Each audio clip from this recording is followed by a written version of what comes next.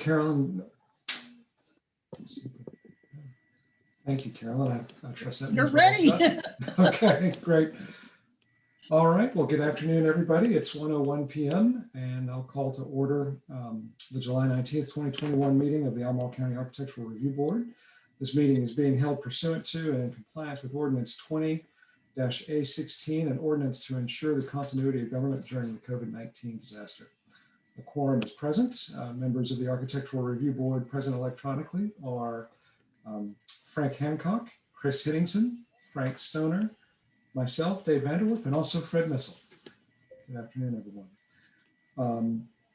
Opportunities for public access to this meeting are posted on the county's website. At the county calendar, the public has real-time audio-visual access to this meeting over Zoom and real-time audio access over phone. Both is provided in the lawfully posted meeting notice. This meeting is being recorded and will be made available on the county's website. This online meeting is a public record and subject to disclosure under the Freedom of Information Act.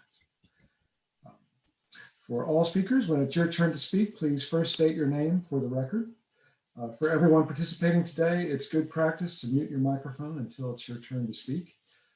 For applicants making presentations, note that your presentation is limited to a total of 15 minutes, which you can divide among team members as you choose. Carolyn will let us know when the 15 minutes are up. We'll turn to disclosures. Do any board members have anything to disclose? No. Fred? No. It's not a disclosure, but I would like to introduce Molly Nealon, who's our intern for the summer at the foundation. Greetings, Molly. Thank you, Fred. Okay, I don't have anything to disclose either. So moving to public comment. Carolyn, are there any members of the public wishing to comment on items not on the agenda? No one has their hand raised at this time. Okay, thank you. We don't have any consent agenda items today, so we'll move on to the regular review items. There are two regular review items today. Chris Taggart and Margaret Malachevsky from the Planning Division will be presenting them. The first is ARB 2021-67, Discount Tire. Chris, will you provide your presentation? Sure did. All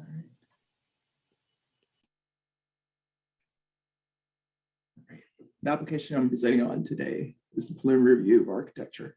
Initial site plan to construct a 7,600 square foot discount tire vehicle service facility in addition to associated site improvements. Site is located at 1636 Submittal Trail. The ARB has reviewed no previous proposals for this site. To summarize the staff report, the focus is largely on the forms and materials used in the building design and the site landscaping. The forms used in the building design overall do not relate well with each other or those found traditionally in historic commercial buildings. The design also heavily relies on CMU and corrugated metal, and the north elevation is a long elevation lacking architectural details or articulation. The primary landscaping issue is the conflicts between the frontage landscaping and utilities and easements. This can be resolved by increasing the planting area, but that will either require eliminating parking spaces or moving the building back. The other primary landscaping issues is that there's insufficient landscaping at the retaining walls and blank elevations. Staff recommends approval of an initial site plan with a condition related to increasing the planting area along the frontage. Previous mentioned condition, as well as the changes listed in the staff report, are to be addressed with the final site plan submittal. I'd be happy to try to answer any questions. Thank you very much, Chris. Frank Hancock, do you have any questions? Thanks, Chris. No, I don't have any questions. Thank you. Frank Stoner. No, Dave, I don't have any questions either. Thanks. Thank you. Fred? No, thanks very much. Really thorough staff review. Thanks, Chris. Chris? Yeah, no questions for me. Thanks. Okay. Thank you. Similarly, none for me. Thank you very much, Chris, for your review. Great. I'd like to invite the applicant to make their presentation. Good afternoon, everyone. This is Ryan Yager with Bowler Engineering. Thank you, everyone, for your time this afternoon. I will keep my presentation short and sweet. I think Chris did a great job of presenting the case at hand. Obviously, no one had any questions to start out with, but would like to narrow down the conversation today of two things. One, just to say that we welcome feedback and we welcome the comments, and we're looking forward to going through this process as we continue through the initial site plan review as well as the final site plan, but also looking for feedback and suggestions on the type of facade and color and massing, specifically on the north side of that wall, from the board here today, and looking for any ideas as we circle back as an architectural and engineering team to come back to you to present something that would be better of your liking. So I understand it's a kind of an open-ended comment. The staff report was kind of open-ended as far as the north side, saying it's rather blank right now, looking at different materials and ways to break it up, but would really like to hear some suggestions on the front end of things that might be agreeable to in the future if possible. And that's the extent of my questioning and presentation. Well, thank you very much, Ryan. We'll ask members if they have questions for you, starting with Fred. No, thanks, Dave. Chris. No, thank you. Frank Stoner. No, thanks, Dave. No questions. Frank Hancock. Thanks, Ryan. Just one question. This was pointed out in the staff report. Just curious if you guys have looked at ways to increase the, I guess, areas for planting in the front on the site frontage. And if it's possible. Absolutely. We are looking into that currently. It will be some sort of combination of shifting the building further back to the rear to allow for some of the planting areas, as well as we're also looking at carving out potentially some landscape islands, not to remove all 8 spaces, but get strategic of where a tree could be planted with an island and then have some sort of spaces there. Those spaces right at the front, as you can see from the layout, will be very beneficial for the end user to allow a place for a pedestrian or a car user to come in and park, go immediately to the front door, and then be serviced right there as well as they go around to the bay. If they were removed completely, it would just be the 4 or 5 spaces or so right where the ADA accessible spaces are. Otherwise, a customer would have to go all the way to the rear of the site, park, and then walk back up. So those 8 spaces are very important. We're going to work our best to keep some sort of cohesion there with both the landscaping and the usability of the site. Thank you. Yeah, that's a great point. It's a pretty narrow site. So Absolutely. you're pushing things to the back, but thank you for your response. Mm-hmm. Great. And Ryan, thank you for suggesting the focus of the conversation. I guess initially, do you have any thoughts or for our consideration in terms of alternate materials or approaches to relieve the blankness as noted in the staff report? Yeah, absolutely. And I will welcome, we do have a member of the architectural team here at Quack as well that's listening in currently, but I'll be leading the conversation here as we start. I will say from an overall site layout perspective, we're going to be very limited in space to add any sort of landscaping feature along that wall. When we look at the retaining wall tiebacks, the drive aisles, meeting fire code, the building itself, Frank, as you mentioned, that site is very narrow there. So I don't think there will be an opportunity there for any landscaping features. However, we could look at an opportunity of breaking up that wall with a different material, maybe halfway through. I'm not an architect, don't pretend to speak like one. So a different material, a different massing, something of that effect.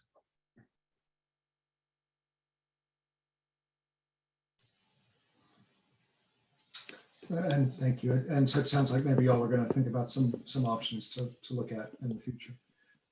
Correct. We were just thinking we could tee it up for you to maybe present something that we could look into more to narrow down that focus, if possible. Okay. Certainly. Well, maybe we can ask members to offer thoughts and suggestions in the discussion in a moment. But first, I'll ask Carolyn if there are any members of the public wishing to comment. There is no one from the community that has their hand up. Thank you. So why don't we start the discussion, and Frank Stoner, could you lead it off?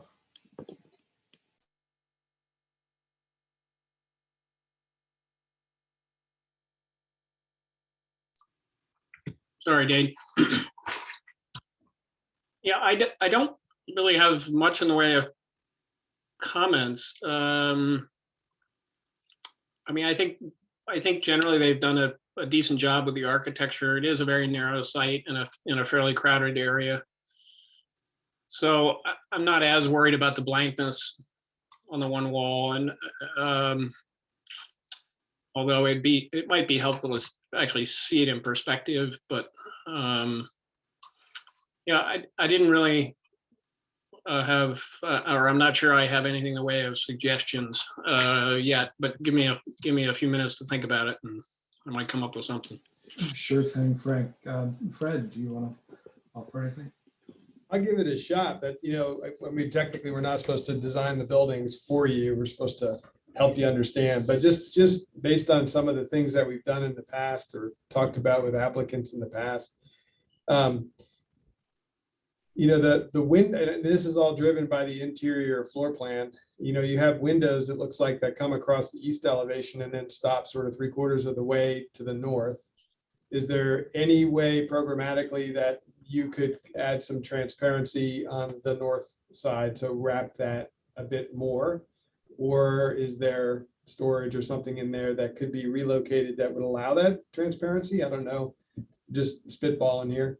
The other is, are there ways to actually, you got to be careful because you don't want to try to make something look like it isn't, but are there ways to create some sort of detail on the brick itself that mimics some sort of relief or inlay pattern that could potentially help to break down the scale underneath the discount tire sign? Is that, I should know this, but is that material all brick, or is it brick and block? Is the dark brown the block? Right now, both materials are concrete masonry units. Okay. It's They're all not- CMU? Yeah.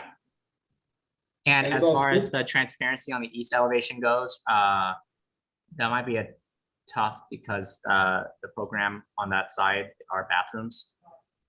Yeah, that's what I figured. Yeah, unfortunately. So we'll try to find a way around that. And is the surface of the block all split face? It is, yes, it's all split face. Okay, yeah, again, I don't know if there's something that could, be recessed in that lighter block area to help create some sort of at least pedestrian scale, because it just, those two little tiny doors don't really help with scale a lot. Yeah. Or if there's something that could be wrapped at pedestrian level around the front and into that north elevation. Have to study it some more, but I think, those are just some thoughts, and maybe you could sketch something up just to see some options. Sure, yeah. Let me take a look at the comments. I mean, I've taken a cursory look at them, but we'll review them and come up with some solutions that will serve everybody. That's great. And then this is a harebrained idea probably, but I know that it is a tight site, super tight site, but there is, it looks like a slope between the site to your north and your property boundary, if I'm not mistaken. And I don't know if there'd be a way to plant anything along that. I know that it's not on your property, but if there's some sort of an instrument like an easement or something that you could ask your neighbors to see if there'd be a way to plant to help with visibility from the entrance corridor, because that's really what this is all about. May not be possible, just an idea. Okay. That's it for me, Dave. Okay, yeah, thank you, Fred. Let's see, Frank Hancock. Those are all great points, Fred. And back to something Frank Stoner said earlier too, is maybe landscaping. Maybe there's, or no, excuse me, maybe there's it's a rendering or a visualization, problem that if you just kind of demonstrate what the north elevation looks like from the entrance corridor, maybe we wouldn't focus in on the whole north facade. Maybe it's that corner.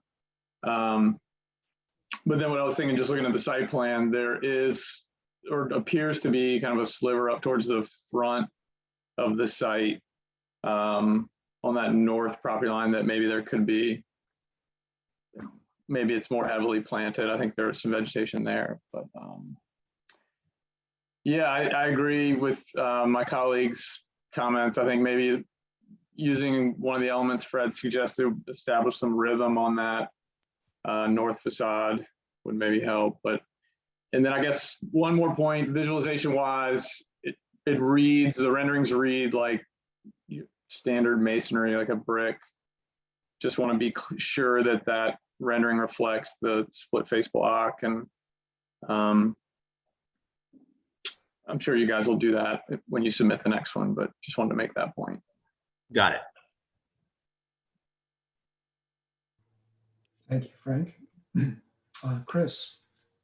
Yeah, I was going to make that point also. The elevations clearly show the split face, but then when you get to the rendering, and I'm sorry to make the comment because I hate when people do that to me, but the rendering really makes it look like brick, and it, as a material, in my opinion, looks better than the split face. I know that's a budgetary issue, but that's something to consider, just that I think rendering makes that masonry material look better than it would look as split face. I also don't have much of a concern about the blankness of the that one wall to the north, because I think you really only get like an oblique view of it in reality if you were driving up or down 29.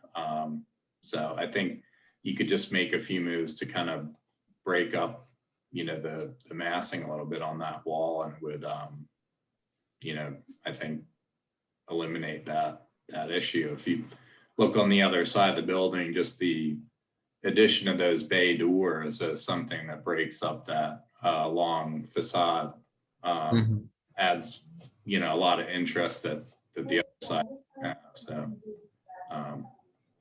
that was about it for me. Got it. Yeah, thank you, Chris. Frank Stoner, anything you'd like to add? No, I don't think so. It's a tough site because there's just no space. So yeah, no, I don't have any other suggestions. Okay, great. Well, appreciate everybody else's suggestions.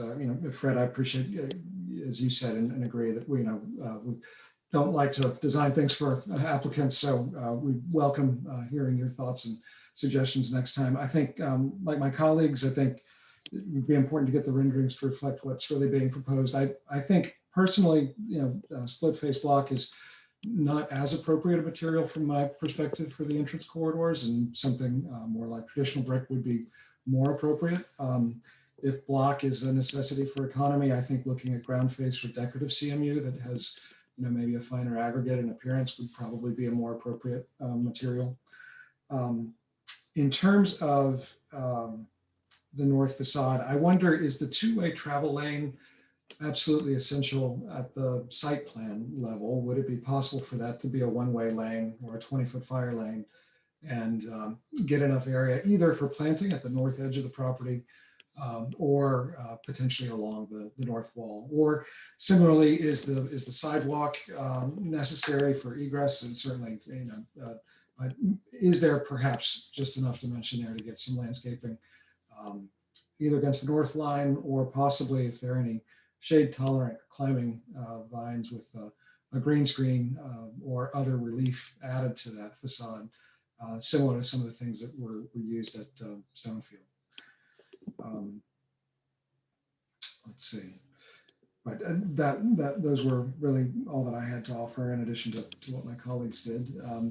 Anything else folks would add before we move to looking at the staff report? I guess, why don't we take a look at the motion?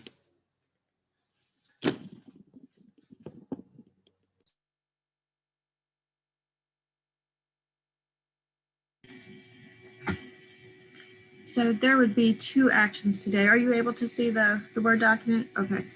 So you do want to make a motion for an action on the initial site plan. And the recommendation again on that is for approval, but with that condition about the planting area at the front of the site. And then the second action would just be to, we can run through the list of comments for the next submittal. Do you want to do the initial plan motion first or go through the comments for final? I guess, I don't know if my colleagues share the interest in whether the two-way lane is required, and I know we didn't have a chance to hear from the applicant as to whether that immediately is or is not something that can be considered. I don't know, Ryan, any immediate thoughts about? It's something that we'll certainly look back and talk from a programming side of things. I don't want to speak 100%. It's enough of a consideration that we'll go back and look at it.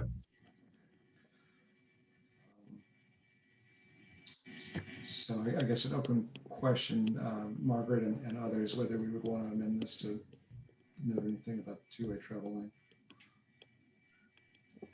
Yeah, I would be cautious from my perspective to get that roped into the approval language. We are going to look at it, but I don't want to necessarily have it approved only if it's removed, sort of thing. It actually looks like it's one-way traffic on the site plan, but 2 lanes wide. Yep, that's why I'm going back and looking at it, Frank.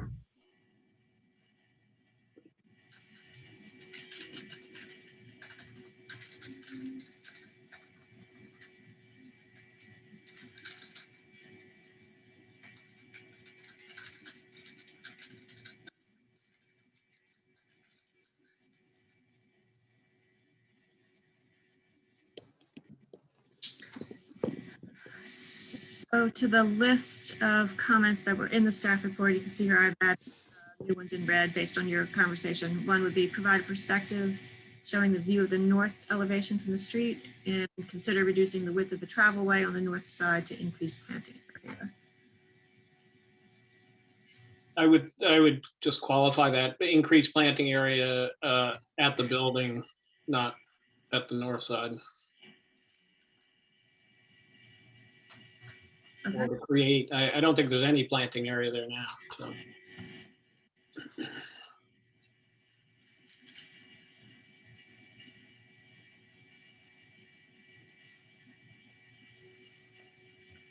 Also, based on your conversation, I don't know if you want to amend the comment, comment 2, which currently reads, revise the masonry to one with a more finished appearance. If that's sufficient to cover both brick and or a change to ground face CMU.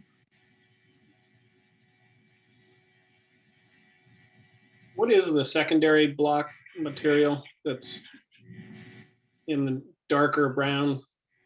Is that split face as well, or? I believe it's all split face, just 2 colors. Yeah, that's correct. It's all split face, but different colors.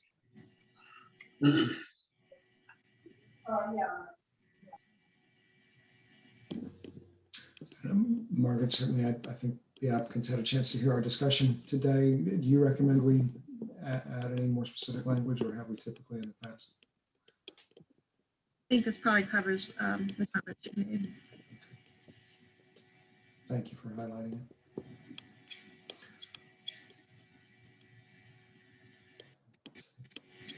These all seem straightforward. Anything else members would add? Isn't there a note to update the rendering? Yes, yeah, to reflect the proposed materials. Yep. Okay. Is that already covered, Margaret?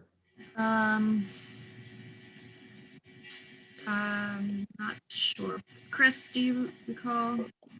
I'll take that the renderings is covered in You don't think so? recommendation. Yeah. I'm sorry, there was a little background noise. Chris, do you think we need to add it, or was it already in there? I just don't see it. No, I don't think it was in there. I think it needs to be added.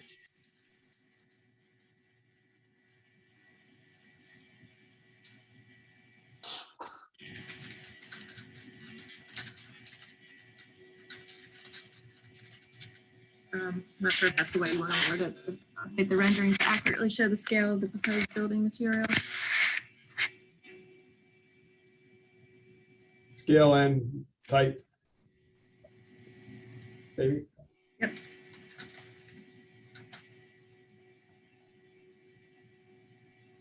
Okay, great. Margaret, can you scroll back up to the motion?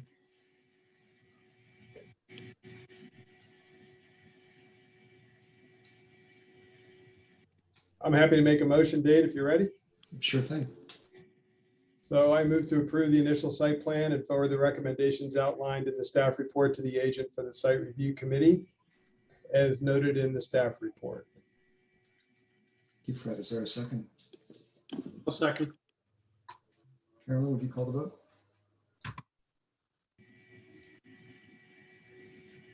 Yes, Mr. Stoner, Aye. Mr. Hancock, Aye. Mr. Henningsen, Aye. Mr. Vanderwerf, Aye. Mr. Missile. Aye. Thank you. Great. Yeah, thank you, everyone. Who seconded the motion? Mr. Stoner. Thank you. Uh-huh. Dave, I might also suggest maybe to the applicant that this is a good one to bring back for a work session before they go final. Mhm. I'm sure you probably were thinking that, but just a Certainly. reminder. Yeah, no, thank you for suggesting that, Fred. I think it's a good suggestion, and certainly we are happy to hold one if you would like, Ryan. Great. Well, thank you to everyone. We'll move on to the next regular review item, which I believe is SF 2021-25 and SE 2021-26, Stonefield Town Center Block C2-1. Margaret, will you provide your presentation? Movie theater.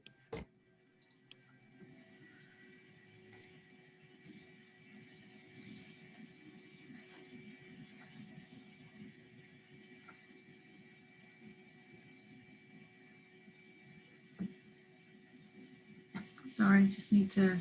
I need to unshare. My displays are doing odd things. Just a second. Sorry. Here we go.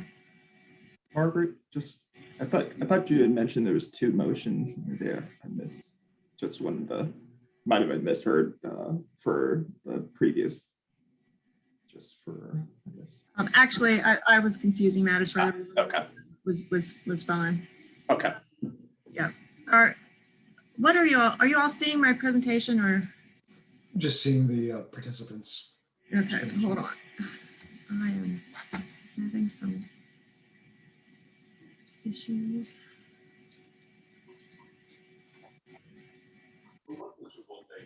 Try again.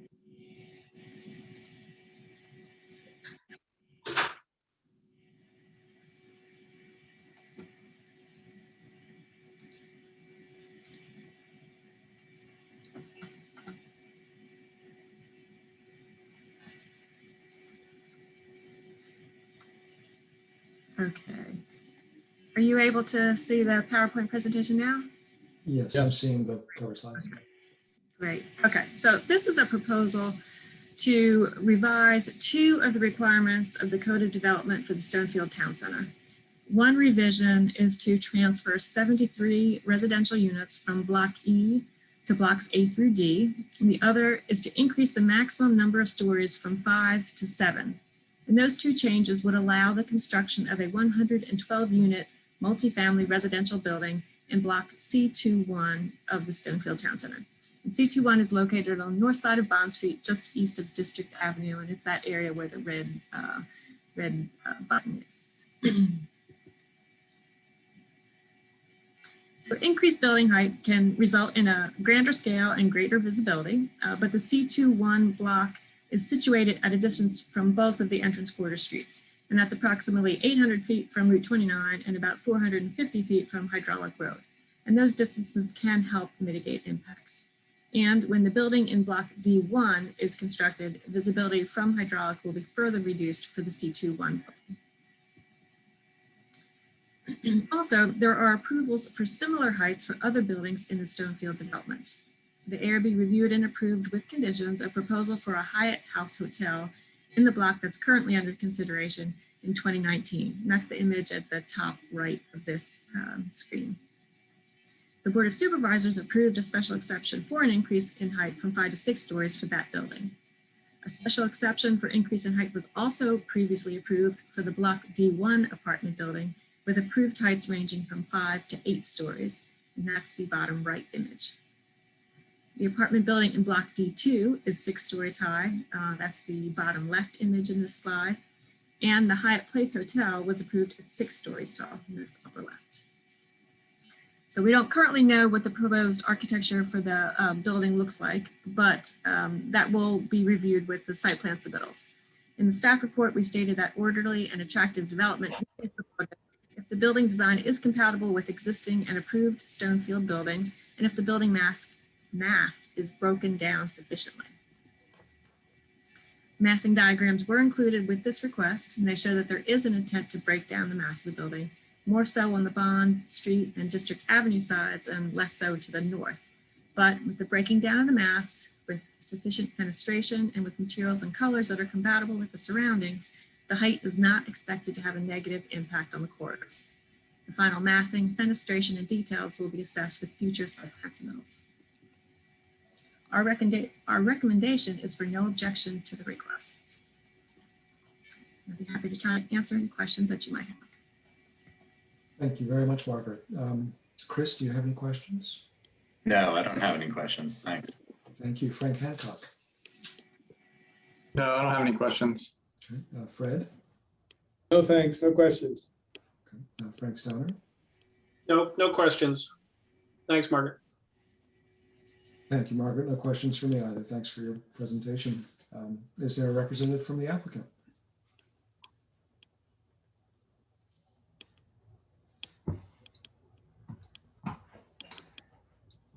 I am here, but John Byrne from WW might be trying to get on. He texted me that or emailed that he is, but I don't see his name. I just moved him over.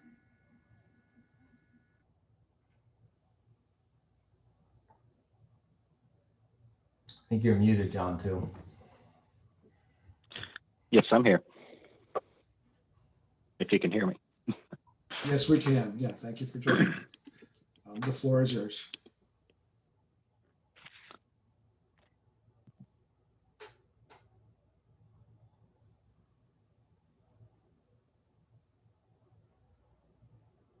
But I'm sorry. What was the question? I was having such trouble getting on. Sorry, no, I just we're at the portion where you as the applicant have an opportunity to present. Do you have a presentation you'd like to share today? No, we don't have a presentation. I think Margaret gave us everything we need to know on that particular subject. And yes, the massing will be broken down. So. Okay, thank you. I'll just ask members if they have any questions for the applicant, starting with Fred. No, thank you. Okay, thank you. Frank Stoner. No, thanks. Okay, Chris. Thanks. No. No. Frank Hancock. No questions. Okay, thank you. I have none either, so thank you. Carolyn, do any members of the public wish to comment on this matter? No, nobody has their hand up. Okay, thank you. We'll enter discussion, starting with Frank Hancock. It seems pretty straightforward. I mean, based on what we looked at with the hotel, I don't have any concerns with this special exception request. Thank you, Frank. Chris? Yeah, I'm in complete agreement with the recommendation. I have no concerns about it. Thank you. Yeah, Frank Stoner. Yeah, I guess the only question I'd have, Dave, is I assume there were some open space proffers in the original plan. I don't know whether this was conceived to be retail, but it looks like all that green space goes away. Just curious if there are any plans to replace it or create common areas kind of that might provide a gathering space, which is what that park currently provides, I think. Yes, this area was initially approved as a commercial space as part of the initial site plan. And on the final site plan as well, the developer just did not move forward with actually building on that current block. And I know that the current developer has offered up the closing down potentially and doing like, sort of a, closing down that portion of Bond Street to allow for events in order to help offset the removal of that area. So. But like I said, this area was never intended to be and is not approved as open space as part of the plans. Gotcha. Thanks. Thank you. Fred? Thanks, Dave. I have no comments. I think it's very logical that the density is in that location with other buildings that are previously approved. So I have no concerns with the staff report as presented. Thanks. Great, thank you, Fred. Yeah, likewise, I think the massing and density should be compatible with the other approved development there and also mitigated significantly by the distance from the entrance corridor. So support this as staff recommends. Let's see, why don't we take a look at the motion?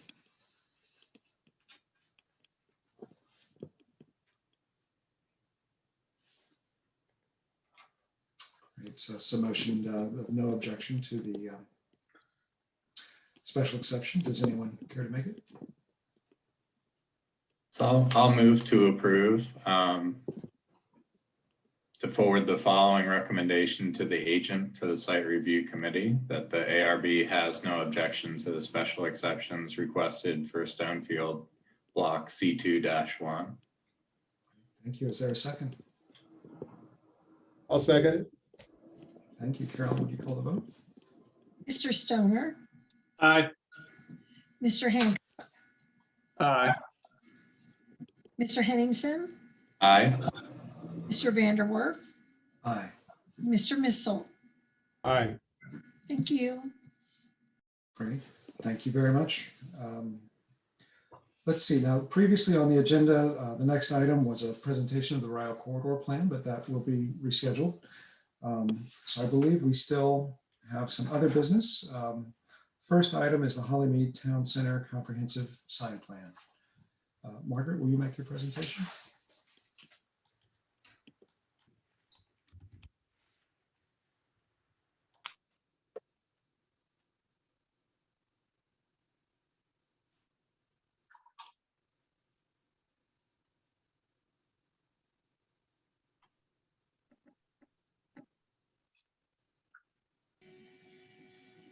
Are you able to see the PowerPoint? Okay. Let me make one other change here so I can see my notes. Okay. So we have received applications for signs for buildings D and F in the Mead Town Center Area B just last week.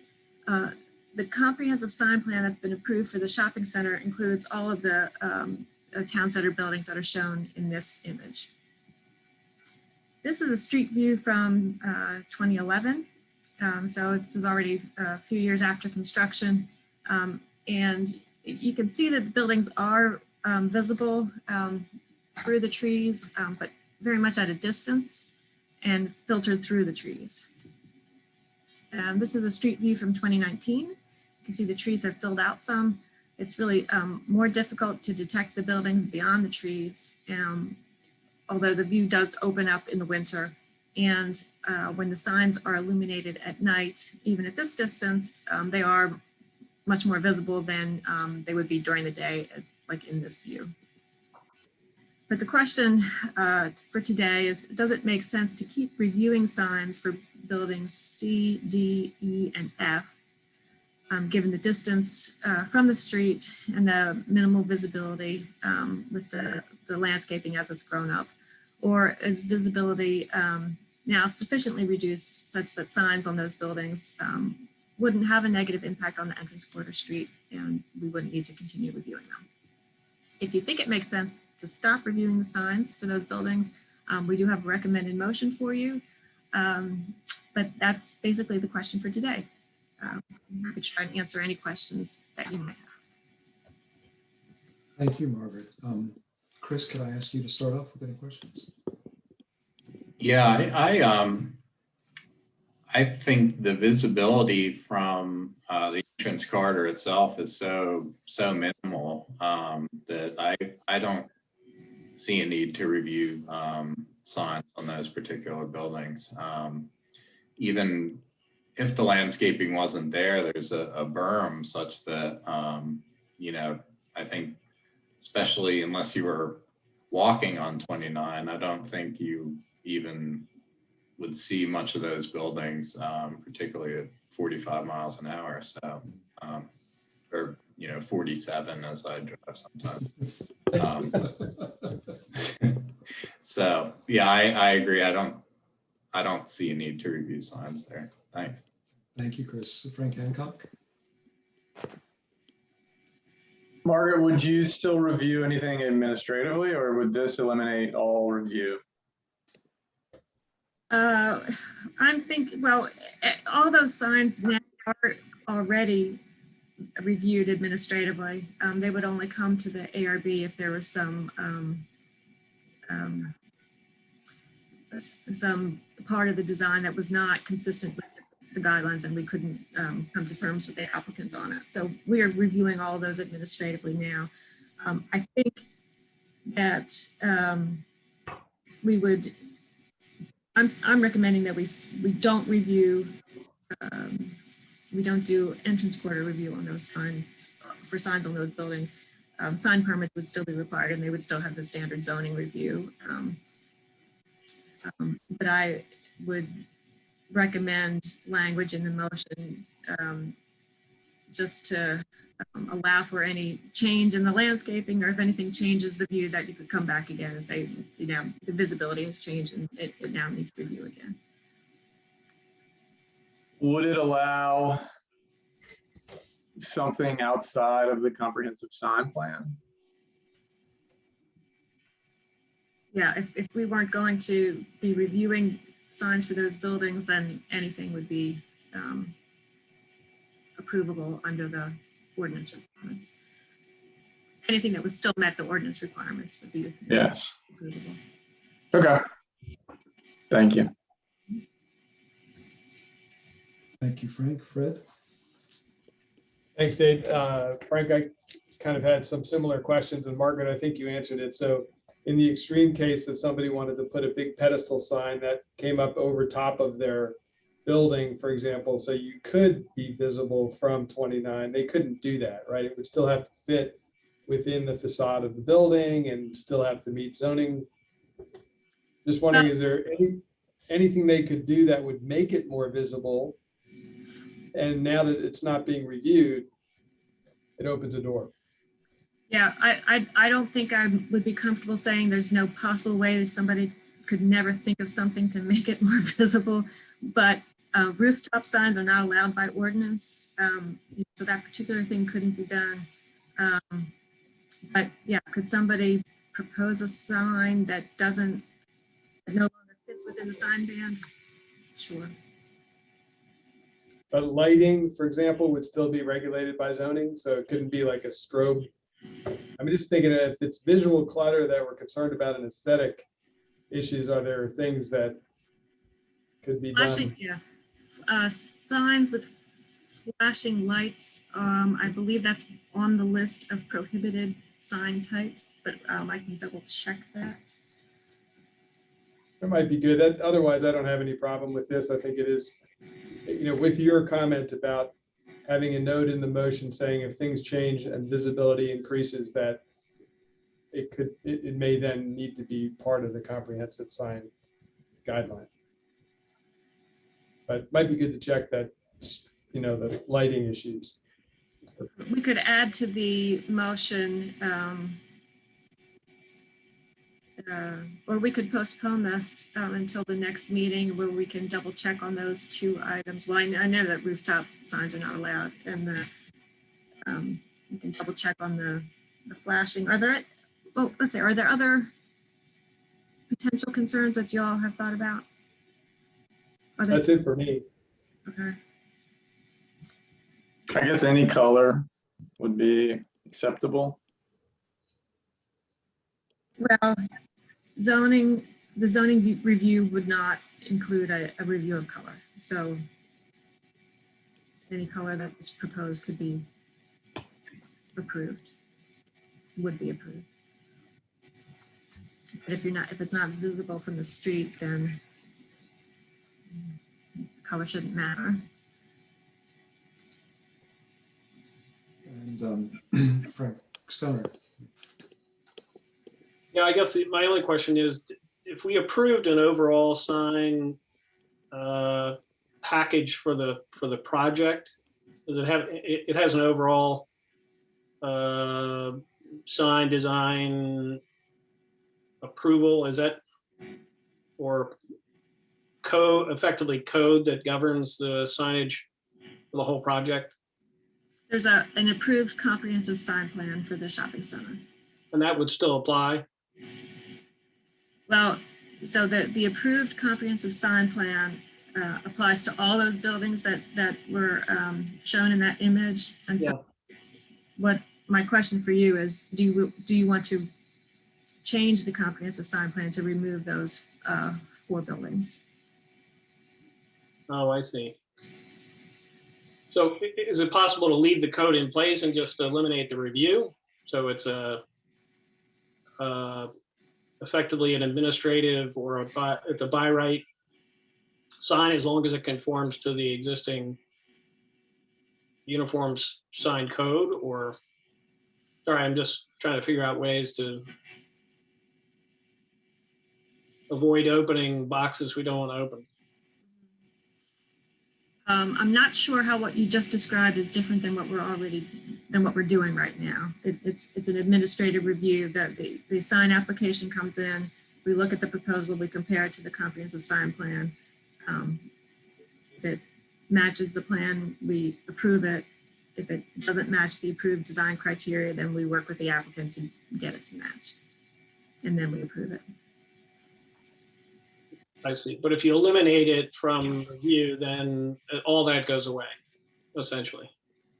The entrance quarter review of it, the particular design criteria that are included in the comprehensive sign plan that have nothing to do with the sign ordinance, the sign ordinance part of the zoning ordinance, yeah, that would go away. The sign ordinance review would remain. So those are things like, yeah, maximum sign height, maximum sign area.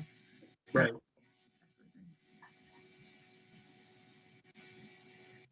I just wonder, does this open up, because there's lots of scenarios like this, especially along this corridor.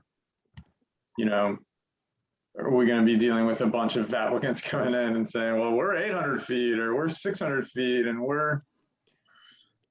Exactly. Yep.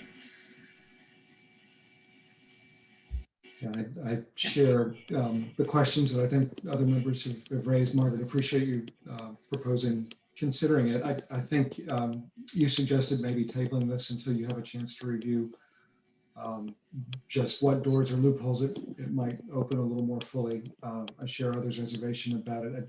I agree in this context, it seems like the impact would be minimal, and but I do wonder how much we'd be opening, having to revisit or tailor comprehensive sign plans for a whole host of developments along the corridor if we open the door here. Do other members want to discuss items further? I know many folks have offered early discussion in their remarks. Is there an applicant requesting the change, or just? No applicant has requested the change. That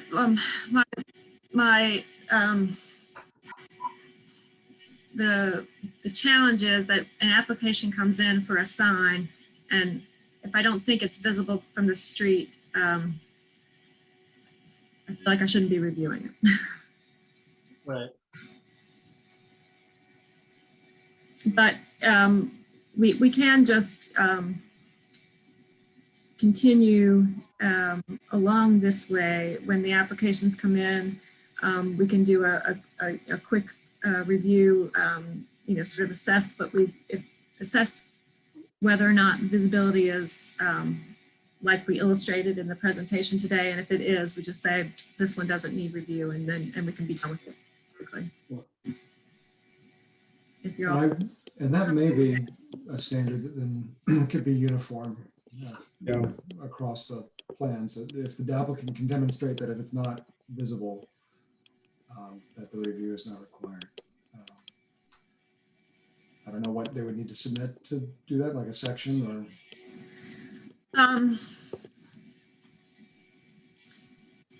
Yeah, that might be difficult to get that additional information from each applicant. I think it would probably make more sense just to, for when these come up, we can, every so often do a site visit and double check visibility. And I think to the extent the signage ordinance and zoning exclude, bright signs or flashing signs or other things, I think if we understand where that ceiling is for those things, that'll help us, I think, as well. While you're talking, I'm just trying to pull up the prohibited signs. Almost there.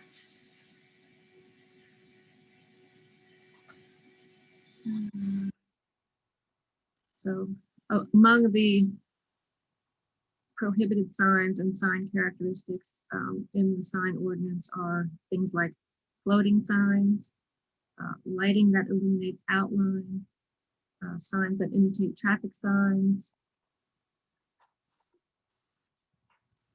signs that contain or consist of searchlights, beacons, or strobe lights,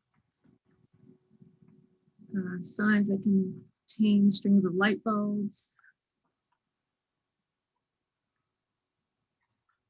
and certain types of signs, including animated signs, banners, billboards, flashing signs, moving signs, roof signs.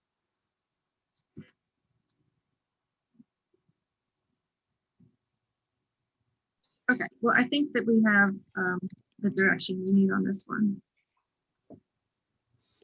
Maybe a dumb question, but when we do comprehensive sign guidelines for shopping centers, do we exclude the ones that are not visible? Or do we do it as a comprehensive sign guideline for the entire shopping center, regardless of visibility? Well, for the more complicated shopping centers, like for Stonefield Town Center, Hollymead Town Center, we would have the elevations for each individual building that we're looking at. If for Stonefield, by the time we got to Stonefield, we'd been through enough of these where we were very specific about identifying which elevations of which buildings would have ARB review. That's right. I remember. That's true. Yep. Yeah. Got it. So earlier on, if we had a shopping center that's more just like a strip mall and it's a single building, we would just assume that whichever elevations were visible from the street, that's what the criteria applied to. So like usually like, the rear elevation, there might be signs there, but we wouldn't worry about it and we wouldn't review those. Got it. Okay. Thanks. Mm-hmm. Or is it likely that the shopping center owner has their own signage requirements that I assume would be consistent with whatever the uniform approval was, but that would apply whether we review it or not? Like, right? The shopping center owner or manager could apply those regulations regardless. If they wanted that level of consistency, they could do that on their own because they are approving each sign as well. We have found, it's our experience that some shopping center owners or property managers don't have the concern for consistency and would not require their tenants to follow those criteria if it wasn't a county requirement.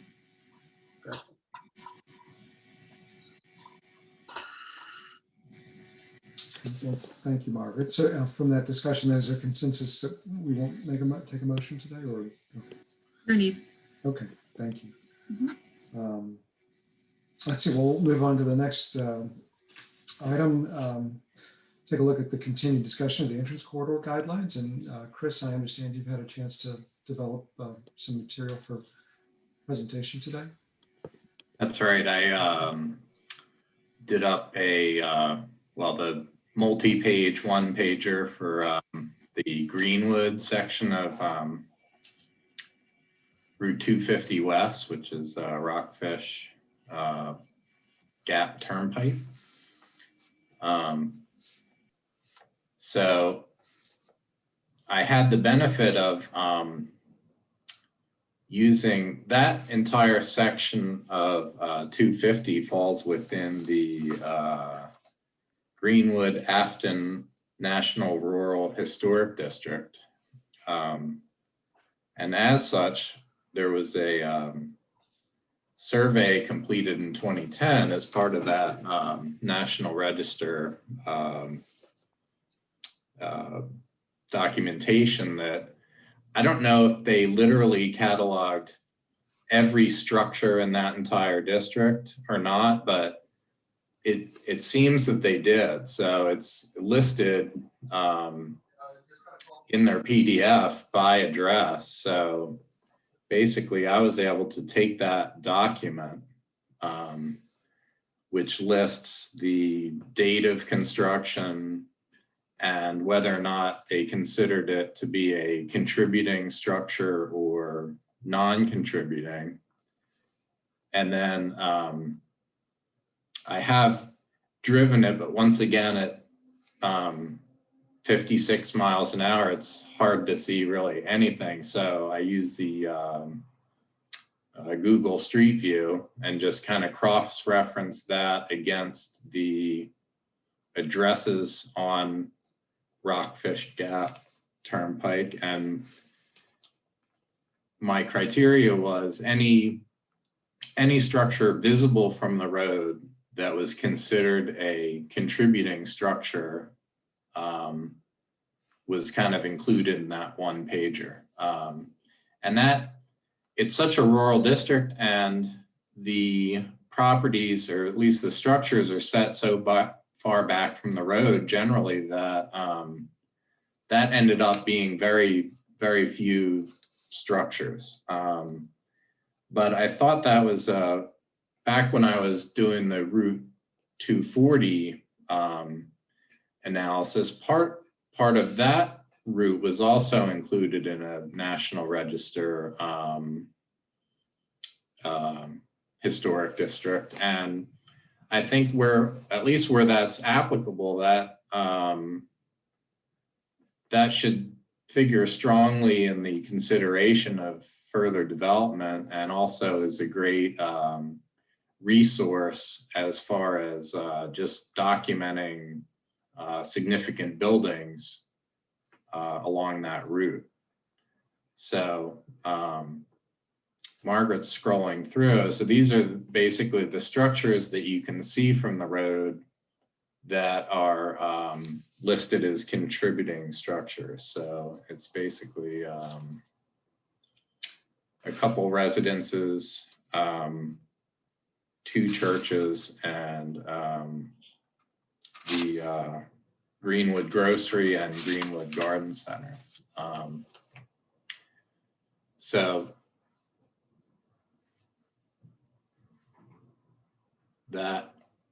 so these are the structures that are contributing. And that was kind of the significant. I didn't quite know how to approach it. There are several significant buildings along this stretch also that you can't see from the road. So I didn't really know whether or not it was worth it to include those, since, if there's, Monticello, for example, Monticello is not visible from the road. So as far as the entrance corridor is concerned, it's what Monticello looks like isn't really applicable to that entrance corridor. What you see from the road is really kind of, if you're just on that entrance corridor, it is your experience of Monticello. So I've included some of the estate entrances in the section on patterns of organized site development, or designed landscape features and their characteristics. So these estate entrances are designed landscape features. I'd say the other significant design landscape feature on this section of road is the kind of 3 and 4 board pasture fencing, which is quite prominent. Elements of visual order is, once again, this 4 board pasture fencing with the mountain views beyond. And buildings tend to be set kind of back from the road and within that kind of either open pasture type environment or in typically like a heavily screened kind of wooded setting. Once again, generally far back from the road. So I think at least on this section, it's the rural character of the entrance corridor, at least along this section, which is more prominent than individual structures along it. So there was one notable exception which is under the features of pre-entrance corridor development, which is notable just by its difference from the rest of the road, which is the Sunoco, which is very close to the road, very non-traditional in appearance and color. And that's really, I'd say, the one of the few sites along this section of road that's not just very rural and pastoral.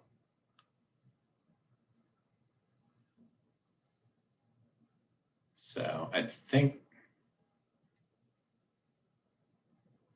that's about all I had. I think that the takeaway was that the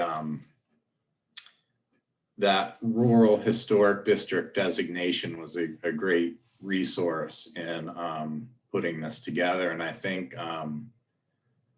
that certainly as we go through the other entrance corridors, definitely something that is helpful, and we should maybe, use those resources when they exist and when we can use them. And I'd say for a section of road like this, really the important thing would be to kind of maintain that rural historic character, and that may be a overriding concern in terms of new development proposals along that corridor.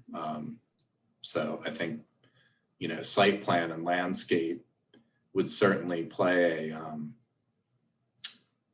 I'd say a higher priority role than maybe review of the architecture, assuming that the building is sited appropriately, at least on a road like this. Thank you, Chris. Yeah, great presentation. Thank you for finding those resources, and I agree that's a great help to our considerations. Invite other members to comment and discuss. Frank Hancock, you want to start?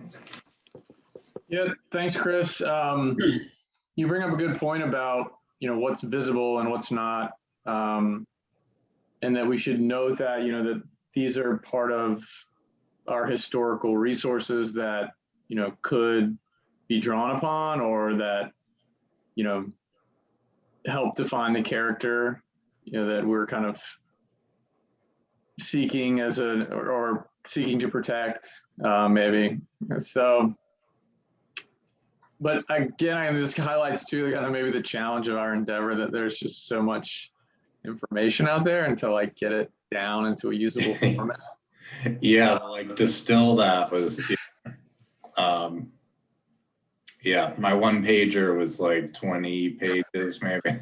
So as we look to shrink down, the things get bigger. You know, we're going the opposite way. Yeah. But no, I really appreciate that. I think the way you spoke about the landscape and kind of the views, to me, is one of the, you know, big takeaways for this corridor, especially when there's not as many architectural resources to draw on, but as a way to kind of review something in this context.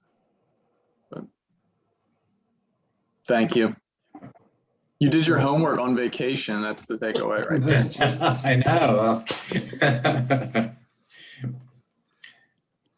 Yeah. You would think that like somebody who says as much like dumb stuff as I do would have no fear of public embarrassment, but I was afraid to show up empty-handed today. So,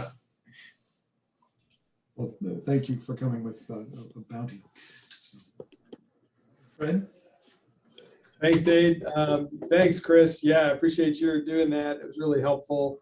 You know, one of the things, in addition to what Frank was mentioning, and Chris, you also mentioned, was I'm just wondering, you know, what do we need to think about in terms of distant views? So, and I don't know if that's something that we would take into consideration here, but I just went up to Hazy Mountain Vineyard a couple days ago or yesterday, and you know, it is a completely cleared mountaintop, and it's a non-traditional architecture. And you think about, is that visible from an entrance corridor? You know, hypothetically, is it visible from 151? So it's far, far away, but it's very clearly visible.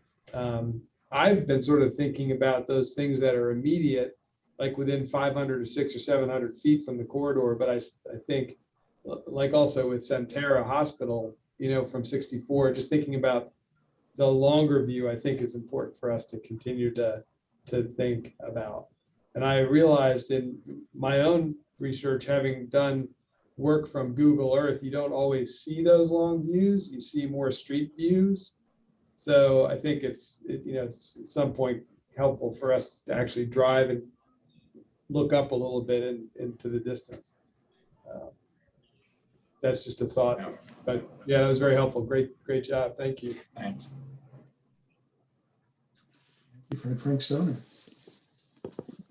Yeah, Chris, thanks. I wonder if I noticed you had the same problem that I had to some degree. There aren't a lot of structures that are kind of within the corridor, and you end up having to use the same images over and over again. And I was wondering if you had, what your thoughts were, if any, about how we might reformat this in a way that might cut 20 slides down to something more manageable. Yeah, I did feel as I was going through this, there were a lot of categories where you know, I needed or felt like I needed to check a box in terms of the category, but I didn't feel like I was adding much to the content itself, and it didn't become immediately apparent to me, and I don't know how you would distill it, but it felt like there's still a lot of information that somehow needs to be condensed into a more you know, digestible format. I think, for example, the architectural characteristics like massing, materials, colors, I just kind of punted that because the 4 pictures I had were the only 4 pictures I had. So that was, you know,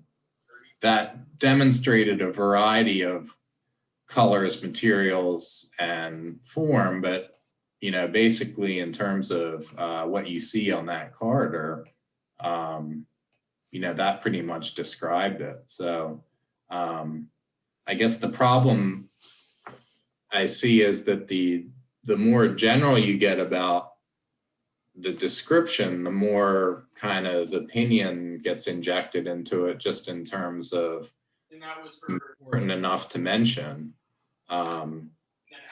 But the solution to that problem, I don't know how, you can take a corridor like this and kind of distill it into something that is, short and sweet, but is kind of void of, opinion, subjectivity, I guess.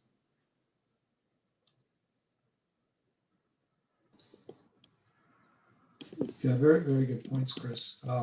It seems like it's difficult to, in some ways, having the deep look and repetitive evidence might give us more support for having a one-pager that is perhaps a little bit more, well, maybe it's somewhat subjective, but then there's more objective evidence behind it in terms of supporting the conclusion. So, your point about, visibility of structures, it seems, you can almost generalize that structures generally should not be visible from the corridor in this district. But yeah, I wonder, and I don't know, Margaret, maybe this is a question for you, if and when there may be a staff member that's able to assist with this, if they might be able to take a pass at condensing, sort of the evidence into the one page.